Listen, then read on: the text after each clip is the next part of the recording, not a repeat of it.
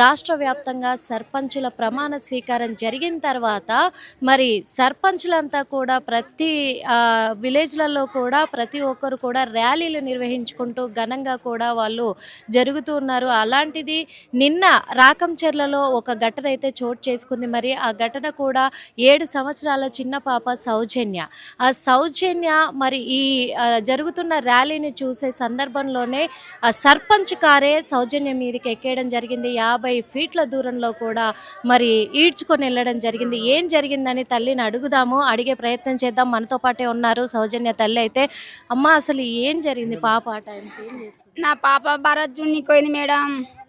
భరత్ జునికి పోతే నేను కూడా ఎంబడే పోయినా.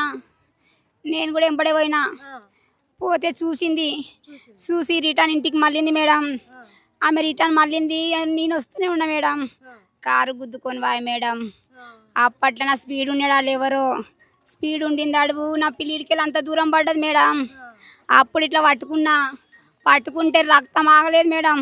అన్నే పటాస్ మా సౌజన్య పోయింది మేడం. ఇక ఫలితం లేదు. మీరు దగ్గరనే ఉన్నారు? వచ్చిన మేడం ఉరుకుతా. కానీ నా బిడ్డ అని నాకు తెలియదు మేడం. అప్పుడు ఇంకా నా బిడ్డ పడ్డదని నాకు తెలియదు. పిల్లలు అటు ఇటు ఉరుకులాడగల కారు తిరుగుతున్నాయి, బండ్లు తిరుగుతున్నాయి. ఉరికేసరికి నా పిల్లనే పడింది మేడం. ఘోరంగా నా చేతులారా వైపు మేడం. ఉరుకుతూ వస్తూనే ఉన్నా. కారు వస్తున్న తల్లి, నా పిల్లలు ఎక్కడ పోయారు అని. 3 పిల్లలు ఇంకా ముంగటనే ఉన్నారు ఆఫీస్ కాడ.